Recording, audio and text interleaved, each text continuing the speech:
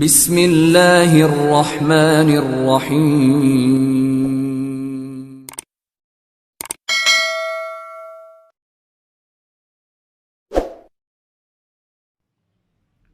نحمدہ ونصلی علی رسولہ الکریم اما بعد اعوذ باللہ من الشیطان الرجیم بسم اللہ الرحمن الرحیم۔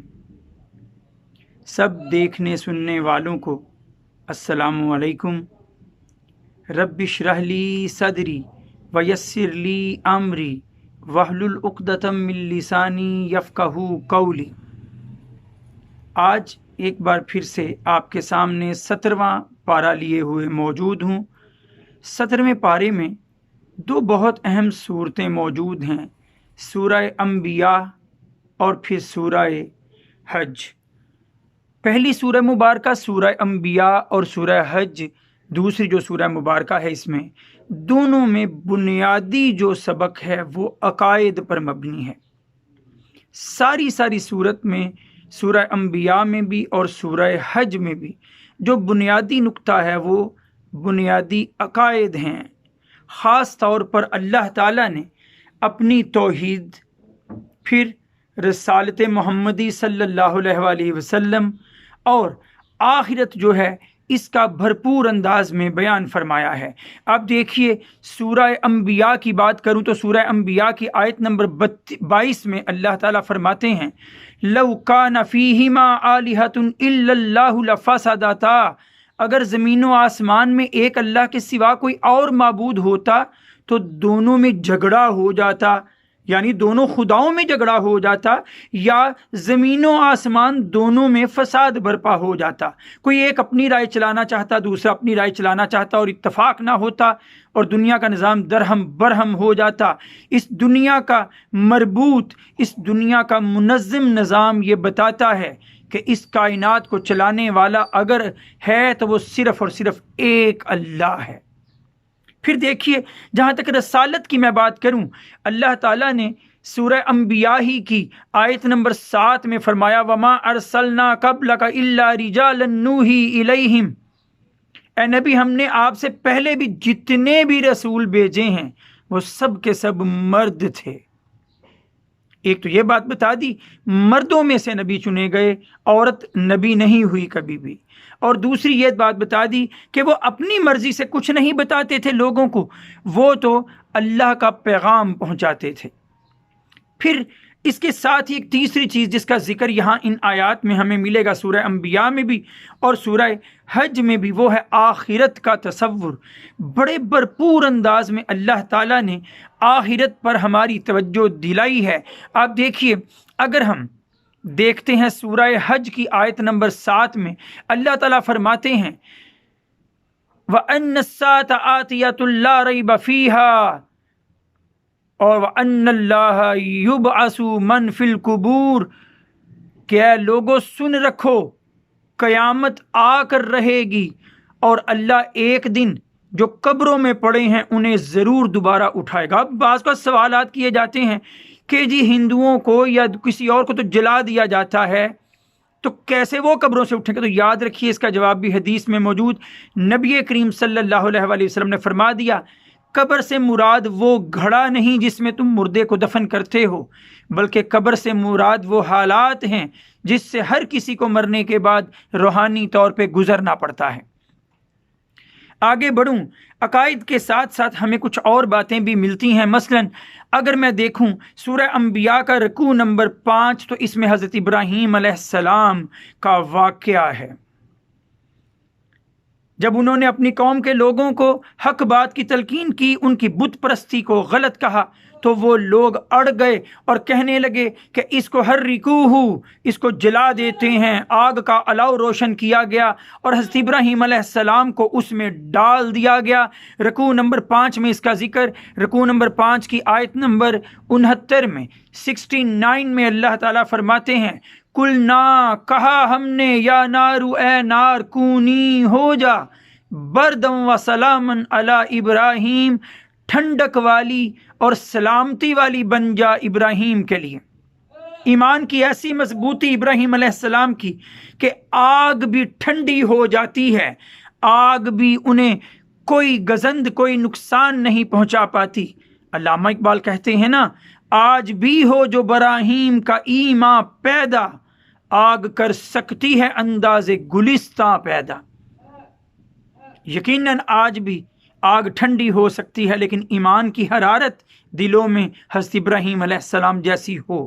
پھر آگے بڑھوں تو سورہ انبیاء کے رکوع نمبر 6 میں انبیاء کا ذکر ہے، 5ویں میں بھی 6 میں بھی۔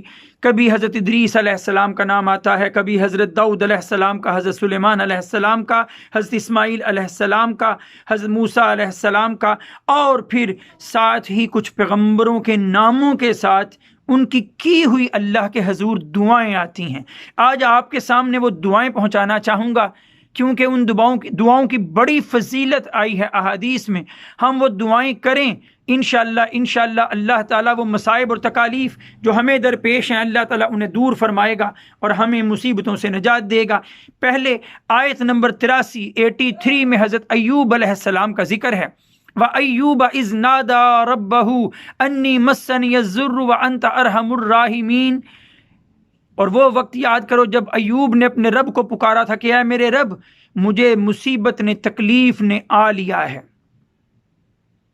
اب مجھے تکلیف نے چھو لیا تو ہی سب سے بڑھ کر رحم فرمانے والا ہے، مجھے نجات دے دے۔ اب یاد رکھ لیجئے، اگر کوئی بیمار پڑ جاتا ہے، کسی مصیبت کا شکار ہو جاتا ہے، تو یہ دعا بڑی مجرب، بڑا آزمودہ نسخہ ہے۔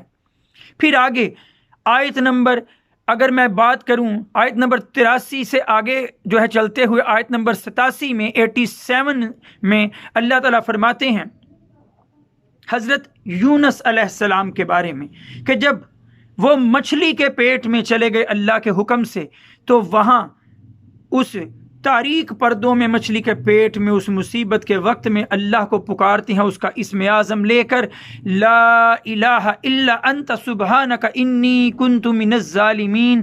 اے اللہ، تیرے سوا کوئی عبادت کے لائق نہیں اور میں تو خود پر ظلم کر بیٹھا، اب تو ہی بابرکت پاک ذات ہے، نجات دے دے۔ اور اللہ تعالیٰ انہیں مچھلی کے پیٹ سے نجات دیتا ہے۔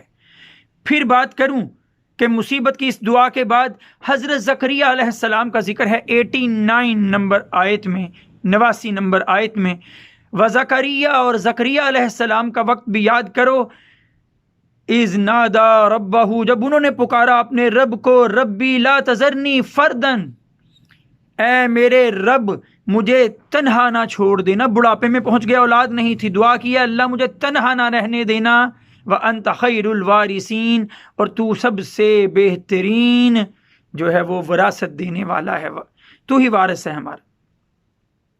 اس سے جو ہے مفسرین نے یہ استدلال کیا ہے کہ جو بے اولاد جوڑے ہوں، جن کے گھر اولاد کی نعمت نہ ہو، وہ کثرت سے اس دعا کا ورد کیا کریں تو اللہ انہیں اولاد کی نعمت سے بھی نوازے گا۔ آگے دیکھا جائے تو سورہ حج ہے۔ سورہ حج کا جہاں تک میں ذکر کروں تو اس کی ابتدائی رکوع تو میں نے جیسے ذکر کیا کہ اس کی ابتدائی رکوع عقائد پر بحث کرتے ہیں، لیکن پہلے 3 رکوعات سے آگے رکوع نمبر 4 میں، رکوع نمبر 5 میں ایک لفظ آیا ہے دونوں رکوعات میں، شعائر اللہ، اللہ کی نشانیاں۔ شعائر شعیرہ کی جمع ہے نشانی، شعائر جمع ہے نشانیاں، اللہ کی نشانیاں، اللہ تعالیٰ کی وہ نشانیاں جو اس نے مسلمانوں کو بتائی اور سکھلائی ہیں، جس سے ان کے اسلام کا اظہار ہوتا ہے۔ جیسے دیکھیے، نماز کے لیے آذان دینا، نماز پڑھنا، روزہ رکھنا، زکوٰۃ دینا، حج کے لیے بیت اللہ جانا، مسجد حرام، اسی طرح سے قربانی کرنا، قربانی کے جانور، یہ ایسی عبادات اور ایسی رسومات کسی اور مذہب میں نہیں، یہ خاص پہچان ہے مسلمانوں کی، اور انہیں اللہ تعالیٰ نے اپنی نشانیاں قرار دیا۔ جس طرح سورہ بقرہ میں اللہ نے فرمایا تھا ان الصفا والمروہ من شعائر اللہ، کہ صفا و مروہ کی پہاڑیاں اللہ کی نشانیوں میں سے ہیں۔ یہاں قربانی کے جانوروں کے لیے اللہ تعالیٰ نے ذکر فرما دیا ہے کہ قربانی کے جانور جو ہیں وہ بھی شعائر اللہ میں شامل، جیسے کہ دیکھیے پہلے اللہ تعالیٰ آیت نمبر 32 میں فرماتے ہیں ذالک، اسی طرح ہے وَمَن يُعَظِّمْ شَعَائِرَ اللَّهِ، اور جو کوئی اللہ کی نشانیوں کی، شعائر اللہ، اللہ کی نشانیوں کی تعظیم کرتا ہے، انہیں عزت دیتا ہے، فَإِنَّهَا مِن تَقْوَى الْقُلُوبِ، تو یہ دل کے تقوی کی بات ہے۔ یہاں تقوی کا ذکر کیا، اور آگے چل کر آیت نمبر 37 میں اللہ نے خود فرما دیا کہ دیکھو جو تم قربانیاں بھی کرتے ہو، جانور بھی ذبح کرتے ہو، تو لَن يَنَالَ اللَّهُ لُحُومُهَا وَلَا دِمَاؤُهَا، اللہ کو ان جانوروں کا نہ گوشت پہنچتا ہے نہ ان کا خون پہنچتا ہے، وَلَٰكِن يَنَالُهُ التَّقْوَىٰ مِنْكُمْ، بلکہ اللہ کو پہنچتا ہے تمہارے دلوں کا تقوی۔ کس نیت سے اللہ کی راہ میں دے رہے ہو، وہ نیت پہنچتی ہے اللہ کو۔ تو لہٰذا اللہ کی شعائر، اللہ کی نشانیوں کی تعظیم کرنا چاہیے اور انہیں اپنی زندگیوں کا حصہ بنانا چاہیے ہمیں۔ آگے دیکھا جائے تو رکوع نمبر 6 میں اللہ تعالیٰ نے مومن کے دل کی اہمیت کا ذکر فرمایا ہے، اور ساتھ میں یہ بھی فرمایا ہے کہ کافروں کے پاس وہ دل ہی نہیں ہوتا جس کے ساتھ وہ سوچیں سمجھیں اور دین کی راہ پر آئیں۔ آپ دیکھیے اللہ تعالیٰ قرآن مجید سورہ حج کی آیت نمبر 46 میں فرماتے ہیں، افلم یسیروا فی الارض، کیا یہ لوگ زمین میں چلتے پھرتے نہیں، فتکون لہم قلوب، کہ ان کے لیے ایسے دل ہوں یاقلون بہا، جس کے ساتھ وہ عقل سے کام لیں، سوچے سمجھیں، او آذان یسمعون بہا، یا ان کے پاس ایسے کان ہوں جس کے ساتھ وہ کان لگا کر سنیں، توجہ سے سنیں۔ فإنها، اور آگے خود ہی واضح کر دیا، فإنها لا تعمل الابصار، سن لو کہ یہ ظاہری آنکھیں نہیں دیکھتی، ولیکن تعمل القلوب التی فی الصدور، بلکہ وہ دل دیکھتے ہیں جو سینوں کے اندر ہیں۔ سینے میں موجود دل ہے اصل سوچنے کی جگہ، دل ہے وہ ضمیر کی جگہ جو ہمیں اچھائی برائی میں تمیز کرواتا ہے۔ دیکھیے علامہ اقبال بھی کہا کرتے تھے کہ دل بیدار پیدا کر کے دل خوابیدہ ہے جب تک، نہ تیری ضرب ہے کاری نہ میری ضرب ہے کاری۔ کبھی کہا کرتے تھے دل بینا بھی کر خدا سے طلب، دل بینا بھی کر خدا سے طلب، آنکھ کا نور دل کا نور نہیں۔ ہمیں بھی دل کے نور جو ہے اس کو بیدار کرنا ہے کہ ہم بھی اللہ کی حقیقت کو جو ہے بھانپ سکیں، اللہ تعالیٰ کے جو ہے وہ حقیقت کو، اللہ تعالیٰ کی ذات کو پہچان سکیں، اور پھر اسی کو اپنا معبود حق مانتے ہوئے ہم آگے بڑھیں۔ اور اللہ نے تو میں نے عرض کیا سورہ انبیاء اور سورہ حج میں جگہ جگہ یہی فرمایا۔ آپ چلتے چلتے ایک اور بات سن لیجئے، سورہ حج کے آخری رکوع کی پہلی آیت نمبر 73 میں اللہ تعالیٰ فرماتے ہیں اپنی توحید پر ہی، اپنے ایک ہونے پر ہی دلیل دیتے ہوئے اللہ تعالیٰ فرماتے ہیں یا ایھا الناس ضرب مثل فاستمعوا لہ، اے لوگو مثال بیان کی جا رہی ہے، اس کو کان لگا کر سننا، ان الذین تدعون من دون اللہ، بے شک یہ لوگ جن کو پکارتے ہیں، تم لوگ جن کو پکارتے ہو اللہ کو چھوڑ کر، لن یخلقوا ذبابا، وہ ایک مکھی پیدا نہیں کر سکتے، وَلَوِ اجْتَمَعُوا لَهُ، چاہے سب جمع ہو جائیں اکٹھے ہو جائیں، وہ باطل معبود سارے اکٹھے بھی ہو جائیں تو ایک مکھی پیدا نہیں کر سکتے۔ اللہ نے تو تمہیں پیدا کیا پہلے نطفے سے پھر علقہ بنایا، علقہ سے مضغہ بنایا، پھر ہڈیاں جوڑی، ہڈیوں پر گوشت چڑھایا، تمہیں جیتی جاگتی صورت دی، پھر دیکھو اپنے بچپن کو، بچپن سے لڑکپن سے جوانی سے ادھیڑپن سے بڑھاپا، اللہ تو کئی مرحلے زندگی کے یہی دکھا دیتا ہے۔ وہی زمین و آسمان کا خالق بھی، اسی نے رات اور دن کو بھی بنایا، اسی نے زمین سے نباتات بھی اگائی۔ بتاؤ تو صحیح جن کو تم پکارتے ہو انہوں نے کچھ تخلیق کیا ہے؟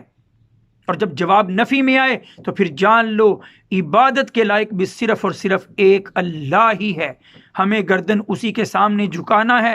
اللہ مجھے اور آپ سب کو اس بات کی توفیق عطا فرمائے۔ وآخر دعوانا ان الحمد للہ رب العالمین۔